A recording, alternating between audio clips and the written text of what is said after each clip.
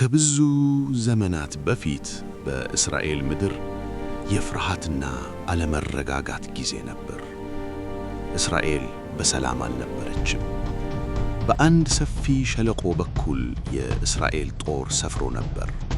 በሌላ በኩል ደግሞ ጠላቶቻቸው ፍልስጤማውያን ነበሩ። በየቀኑ ሁለቱ ሰራዊቶች ፊት ለፊት ይፋጠጡ ነበር። ነገር ግን ጦርነቱን ለመጀመር ማንም አልደፈረም ነበር። ለዚህም ምክንያቱ ጎልያድ የተባለ ተዋጊ ነበር። ጎልያድ እስራኤላውያን አይተውት እንደማያውቁት ግዙፍ ሰው ነበር። ቁመቱ ከ9 ጫማ በላይ ሲሆን ሰውነቱን የሸፈነ ከባድ የናስ ጋሻ ለብሶ ነበር።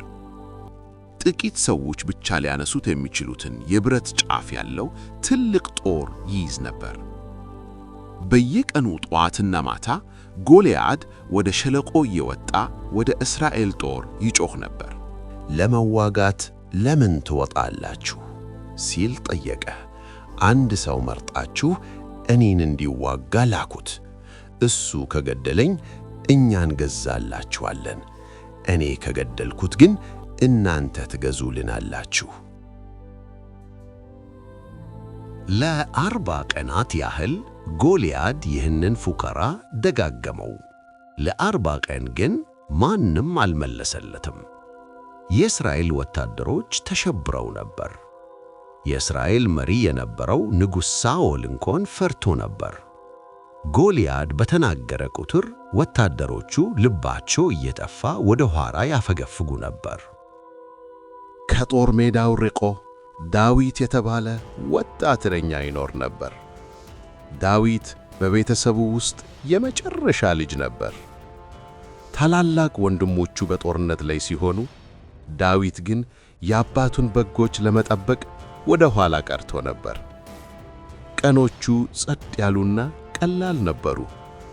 መንጋውን እየጠበቀና እግዚአብሔርን ከጥፋት እንዲጠብቃቸው እያመነ ያሳልፍ ነበር። አንድ ቀን አባቱ እሴይ ለወንድሞቹ ምግብ እንዲያደርስና ደህንነታቸውን እንዲያጣራ ላከው። በሚቀጥለው ቀን ማለዳ ዳዊት በጎቹ ለአስተማማኝ ጠባቂ ትቶ ወደ እስራኤል ሰፈር ተጓዘ። ዳዊት በደረሰ ጊዜ ከጦር ሜዳው ጩኸትና ግርግር ሰማ። ወንድሞቹን ሰላም ለማለት እየሮጠ ሲሄድ በሸለቃው ውስጥ አንድ ትልቅ ድምፅ አስተጋባ። ጎልያድ እንደገና ፉከራውን እየጮኸ ነበር። ዳዊት የእስራኤል ወታደሮች ፈርተው ከግዙፉ ሰው ሲሸሹ አየ። በጣም ግራ ተጋባ፣ አዘነም። የሕያው እግዚአብሔርን ጭፍሮች የሚገዳደር ይህ ያልተገረዘ ፍልስጤማዊ ማን ነው ሲል ዳዊት ጠየቀ። ወታደሮቹም ጎልያድ ለምን ያህል ጊዜ ሲሳለቅባቸው እንደቆየና ማንም ሊዋጋው እንዳልደፈረ ነገሩት። የዳዊት ንግግር ለንጉሥ ሳኦል ደረሰ። ዳዊት ወደ ንጉሡ ዘንድ ቀረበ። ዳዊትም ንጉሡም በዚህ ፍልስጤማዊ ምክንያት የማንም ሰው ልብ አይውደቅ፣ እኔ ሄጄ እዋጋዋለሁ አለው። ንጉሥ ሳኦል ግን ዳዊትን ተመልክቶ ራሱን በመነቅነቅ አንተ ገና ልጅ ነህ፣ እሱ ግን ከልጅነቱ ጀምሮ ተዋጊ ነው አለው። ዳዊት ግን የአባቱን በጎች ከአንበሳና ከድብ እንዴት እንደጠበቀ አስረዳው። ከአንበሳና ከድብ እጅ ያዳነኝ እግዚአብሔር ከዚህ ፍልስጤማዊ እጅ ያድነኛል አለ። ሳኦልም የዳዊትን እምነት አይቶ ተስማማ። የራሱን የጦር ልብስ አለበሰው። ነገር ግን ልብሱ በጣም ከባድ ስለነበር ዳዊት መራመድ እንኳን አልቻለም። በዚህ መሄድ አልችልም፣ አልለመድኳቸውም በማለት ልብሱን አወለቀ።